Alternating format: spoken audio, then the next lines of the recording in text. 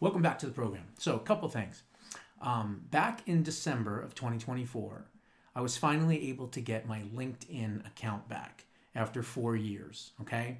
So, anyone watching right now, and you've been watching for a while, and you want to connect with me, and you have a business or whatever it might be, contact me on LinkedIn and connect with me. But also, here recently, I was able to get back on the X platform, and I have now gotten somewhere around 6,000 or so people following me. So if you want to follow me at Real JBU Show, Real JBU Show. I haven't asked for anyone to follow me on social media in so many years, which is sad, but also encouraging. Okay, so please do that. And like I said, I'm kind of growing in leaps and bounds. I put something up today at like 4 o'clock in the afternoon. And it has 45,000 views on it. So that's not happening with every post. Definitely not. But I am trying to put more stuff out there. I'm still doing a show 7 days a week. That's not changing or anything like that. But I am putting out some different things and trying to grow some more social media in the hopefully less censorship era of President Trump's presidency. Let's talk about a couple of interesting things that are happening. The acting FBI director is refusing to give the names of all the officials involved in the prosecutions of the January 6 political prisoners. And now, well, the acting director is still in power for now. But we are hearing that his days are numbered, number one, and number two. We are talking about protecting the names here that this guy is trying to do of thousands of FBI officials and prosecutors and lawyers and everybody else. They're not playing around. They're not playing around. This is a new administration by a president that knows now what to do, and more importantly, who to hire and trust, and of course, where to find them. So let's see. Brian Driscoll is reportedly refusing to give the names of the officials involved in January 6 cases against President Trump and all the January 6ers. Brian Driscoll is currently serving as acting FBI director as Trump nominee Kash Patel awaits confirmation. According to a CNN report, at least 6 FBI leaders have been removed or told to resign by Monday. I'm doing this late Sunday night, so who knows when we wake up, it might be already done.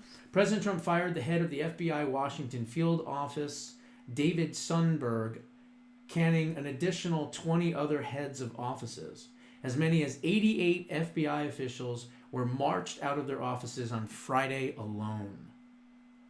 According to Brian Driscoll, each field office is required to submit a list of all personnel, current and former, who were involved in the January 6 investigations and prosecutions by noon on Tuesday, my birthday, February 4th. However, it is now being reported that Driscoll is on thin ice because he's refusing to deliver this list of officials involved in the witch hunt of President Trump and the political persecution of the J6ers.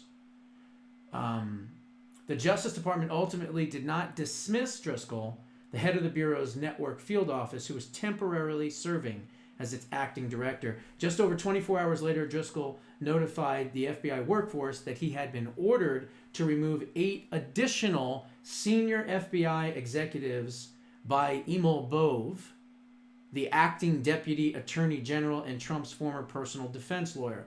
Driscoll also said that he had been told to turn over the names of every FBI employee involved in investigating the January 6ers. Driscoll stated that the 8 executives had been forced out, but did not say whether he would turn over the broader list of January 6 related FBI investigators, a list that he noted encompasses thousands of FBI employees, including himself. They're not going to be able to hide like last time. They're not going to be able to leak information to the Washington Post and the New York Slimes and the rest of them. Now it's different because we're getting rid of the people that normally would be entrenched in this administration, just like they were in the last administration and the one before that when President Trump was in office. Now, one of the things that I talk about in Preserving Liberty is basically reining in the administrative state, and I talk about something that I created called the Transition Act. And in the Transition Act, I talk about in the book that every single administration that is coming in, whether Republican or Democrat for that matter, doesn't matter, any new administration, the people that worked in the former administration would have 30 days to reapply for their jobs and their positions. If they don't do it, then they're automatically fired. If they do it, then it'll be up to the discretion of the new administration to decide whether or not they want to hire that former official. That's what I call the Transition Act in Preserving Liberty.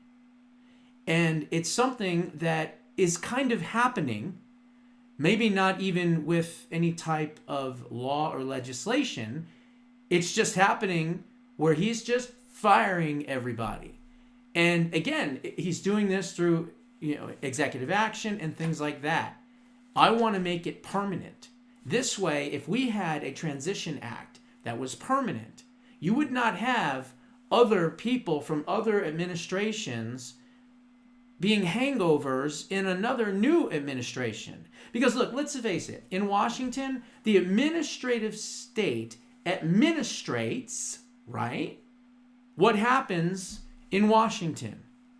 The presidential administration is the ones that come up with the ideas, but the administrative state is supposed to execute the ideas of the administration.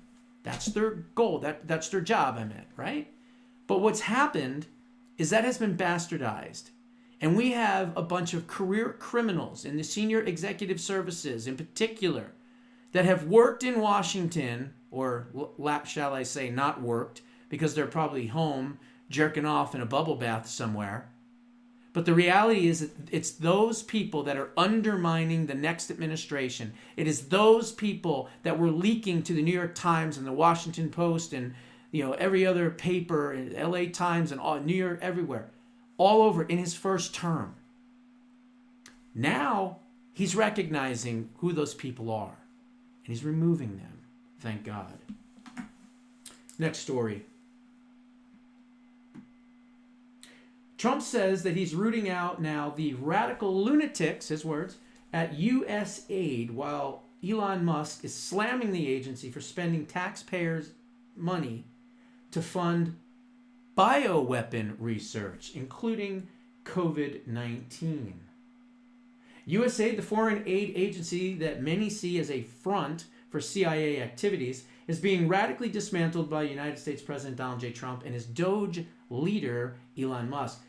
Top two officials were put on leave after trying to keep Elon Musk's team from accessing classified information, and soon both the X social media account with 1 million followers and also the website have been disabled. Wow. Mess with Elon Musk and see what happens. 970.4K followers following 891 at USAID. Something went wrong. Try again. I love it. Meanwhile, both President Trump and Elon Musk are out swinging, fighting the PR battle and revealing the true scope of the fake aid agency. Elon Musk is also letting rip on the agency, and he's not mincing any of his words. USAID is a criminal organization, Elon put on X yesterday. Time for it to die. Wow, interesting. Musk also shared a post on X user highlighting that USAID funneled $53 million to the infamous EcoHealth Alliance. Wow. U.S. taxpayer funds to support gain-of-function weaponization research on coronaviruses at the Wuhan lab that created COVID. So not only did they do what they have been doing, but they've also been funding gain-of-function research. Wow.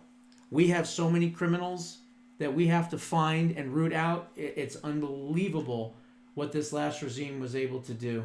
Unbelievable. And so let's see here. Is there anything else on this one? No, that was about it on that one. But that's good. That is good. They are weeding them out. But you know what? Where are the prosecutions? When are the prosecutions going to start on the bioterrorism research? Like I've been saying, I want to see the preemptive pardon go bye-bye. And I believe the best way to get that done is to focus on Dr. Falsey, the satanic garden gnome, because we know that under oath he has lied repetitively. He has also been involved with the gain-of-function research. And it's not opinion, it's absolute fact. I covered it in Preserving Liberty. And so he's the key. We need to have a class action lawsuit. The problem is that it's coercion if a government official suggests, hey, why don't we get a class action lawsuit to come out against, Dr. Fauci? You can't do that. It'll be thrown out immediately because it's tainted, because it's coercive. However, people like me, or people like all of you, or anyone else, you can go out on social media and elsewhere and say we need a class action lawsuit from people that have suffered from COVID, long COVID, vaccine injuries of all kinds, deaths, whatever. We should have a class action lawsuit with millions upon millions upon millions of Americans, because that's how many, sadly, have been affected by it. And we ought to get a class action lawsuit and challenge, not necessarily to go after Fauci right now, but to challenge to the Supreme Court, directly appeal to the Supreme Court, and challenge the validity and the constitutionality of preemptive pardoning. Let them decide the case. Now, it does say, Article 2, Section 2, that preemptive pardoning is part of it. But it has been obviously abused, and, we've never seen it this bad. And it needs to be looked upon again at the court. Because here's the thing. If the Supreme Court takes a look at it and rules that it should be repealed or that it's unconstitutional, sorry, Biden family, crime family, sorry, Hunter, sorry, whoever, Liz Cheney and the rest of them, and Fauci, you're all going down at that point. And that's what needs to happen. They need to challenge the preemptive pardoning of the Constitution. Let's see what happens. Okay, where am I at time-wise? Oh, not bad. All right, I'll do two more things and then we're out of here. So President Trump has signed another executive order today that is requiring agencies to eliminate 10 existing regulations for every new regulation issued. My God, do I love this. The ever-expanding morass of complicated federal regulation imposes massive costs on the lives of millions of Americans, creating a substantial restraint on our economic growth and ability to build and innovate, and it hampers our global competitiveness. Despite the magnitude of their impact, these measures are often difficult for the average person or business to even understand, as they require synthesizing the collective meaning not just of formal regulations, but also rules, memorandums, administrative orders, guidance documents, policy statements, and interagency agreements that are not subject to the Administrative Procedures Act, further increasing compliance costs and the rise of costs of non-compliance, the order states. It is the policy of my administration to significantly reduce the private expenditures required to comply with federal regulations to secure America's economic prosperity and national security and the highest possible quality of life for each citizen. The order requires that, quote, unless prohibited by law, whenever an executed department or agency or agencies publicly proposes for notice and comment or otherwise promulgates a new regulation, it shall identify at least 10 existing regulations to be repealed. It further requires that, quote, any new incremental costs associated with new regulations shall, to the extent permitted by law, be offset by the elimination of existing costs associated with at least 10 prior regulations. Agency heads are directed to ensure that the total incremental cost of any new regulation shall be significantly less than zero. The Office of Management and Budget Director is directed to oversee and set guidance on new regulations under the new law. The President has long committed to and campaigned on deregulation to foster economic growth and prosperity. In 2017, President Trump signed a similar executive order requiring agencies to eliminate at least 2 prior regulations before implementing a new one. He went now to 10. Imagine that. He went from eliminate 2 for every one you put on to now, no, eliminate 10 for every one you put on. That is awesome. And of course, Biden, on day 1, revoked President Trump's old deregulation order. So there you go. There it is. So what does that mean? Well, before I even get into that, there's one part of this that is just so amazingly beautiful. And I just want to find it. Where was it? It was right here. This paragraph right here shows you not only the difference between the last regime and this new golden age coming in, but it shows you the heart. It shows you the fact that President Trump is real, that he loves the American people. It is the policy of my administration to significantly reduce the private expenditures required to comply with federal regulations to secure America's economic prosperity and national security and give the people the highest possible quality of life. There it is. This man loves this country. He wouldn't be doing this for any other reason. And I know the left likes to say, oh, he's doing it for money. Really? He gives his salary away every single time. Okay? Every time. So it's ridiculous to even say that. But I wanted to read this one last thing, and then we'll head out. President Trump's second term. This time, the outsider knows how the system works. This is by Christine Manides. We're only 1 week into Donald Trump's second presidency, but what a week it has been. He may still be an outsider, but this time from the outsider, he knows how this inside system works. Freedom, first principles, great thinking, great leadership are emerging in ways we're unaccustomed to. It is glorious, but also confusing if you don't know what you're seeing. Here's a mental framework to carry throughout this administration. The broader theme in President Trump's approach, according to this writer, is using bold and unconventional methods to advance American strength and influence. A master negotiator, he'll often stake an extreme position, one he'd likely be satisfied with if it ever came to pass. However, the position is more often a calculated starting point for negotiations.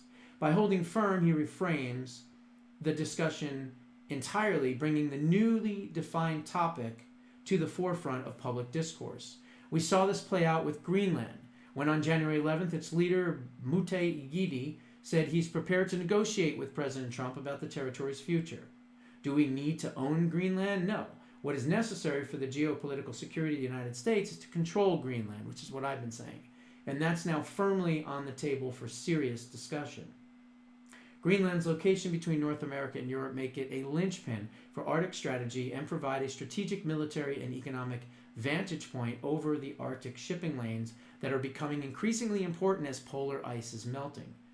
The island's rare earth minerals, as I've talked about previously, are vital for technology and defense industries. Whoever controls Greenland controls a critical component of the 21st century geopolitical chessboard. Now, I haven't put it quite like that, but this writer, I believe, is correct. Trump's penchant for trolling, whether suggesting the purchase of Greenland, making Canada another state, or renaming the Gulf of Mexico, reclaiming the Panama Canal, or launching his namesake meme coins, It isn't just random. It's always a calculated strategy that aligns with his identity as a negotiator and his pursuit of the, quote, best deal possible for America. Of course, the showman in him occasionally insists on stealing the spotlight. If you're questioning whether this trolling is proper presidential behavior, it is, very much so. That brings us to the art of distraction. Of all the aforementioned things, Panama is a current problem, not just a potential boon. The Panama Canal is a critical choke point for global trade and military strategy and is a pressing concern for the United States. China regional involvement is increasing, with its state-owned enterprises managing key port facilities near the canal. This raises alarms over the potential for Beijing to disrupt trade or gain a strategic military advantage. The canal is vital for U.S. naval operations and the rapid deployment of forces between the Atlantic and Pacific Oceans. Trump's unorthodox tactics are rooted in a business-like cost-benefit analysis. What does America need to secure her future, and how can she negotiate from the strongest position possible? Enter January 20th's executive order titled Restoring Names That Honor American Greatness. This order officially called for renaming the Gulf of Mexico as the Gulf of America and instructed the Secretary of the Interior to take all necessary action to have the same effectuated by the U.S. Board of Geographic Names for official recognition and usage. As a deliberate distraction, it also called for restoring Mount McKinley's name, though the surrounding national park retains the name Denali. But this order has nothing to do with names or nationalism and everything to do with national security. As the text states, quote, the Gulf will continue to play a pivotal role in shaping America's future and the global economy, end quote. Translation, it's geopolitically strategic and we're ensuring clear precedent that it's ours. Historically, naming conventions have often been employed to solidify territorial claims or project national influence. The now Gulf of America is no different. Strategically, it connects U.S. ports, facilitates trade, and supports the energy sector and naval operations. By rebranding it, the U.S. reinforces its sovereignty and signals broader geopolitical intent to China, whose activity in Central and South America continues to rise. With the Panama Canal quickly slipping out of our control, President Trump is looking 4 moves ahead. Expect a continued focus on Panama and possibly some direct action, but the president is ensuring we're not reliant on its successful outcome. Mexico has been quietly building its own infrastructure of canals, ports, and railways at the 188-mile corridor of the Isthmus of Tehuantepec that is similar to a mini Panama Canal. It serves as a shortcut to the Pacific Ocean, and as you've likely surmised by now, the body of water on the eastern side of that is the Gulf of America. And then they talk about crypto and a couple other things, but it's the issues. Let's see here. Let me get to the bottom. Wow, it's a long article. Let's get to this point. Let's see, where is it? Let's go here. The issue we should be discussing is permanent innovation, an environment where new ideas and technologies can flourish freely without excessive regulation. This approach has driven American progress from the Industrial Revolution to Silicon Valley. But erring on the side of freedom, the U.S. has consistently empowered entrepreneurs to lead the world in breakthroughs, essential now more than ever, as competitors like China look to dominate energy industries with state-directed initiatives. Ensuring a permissive atmosphere is critical to strategic superiority and ensuring the future is shaped by America with liberty. I love it. That's awesome. And this writer is correct. There's a little bit more on it, but basically it's the art of the deal. It's basically telling the world that, look, America has always been at the forefront of leadership for the world. It has always been the anchor that steers that ship. And we have gotten away from that. And what President Trump is doing is coming back in with an immediate jolt of leadership and letting the rest of the world know that America will no longer be a sitting duck. America will no longer be sitting back. America will no longer be in a situation where we are leading from behind. We will be leading from the front. It will be glorious. It will be amazing, and I can't wait to see the enormous amount of success that this administration is going to have. Hang tight. It's coming. Those are my thoughts. What are yours? Put them down in the comments below. We'll see you in the next one.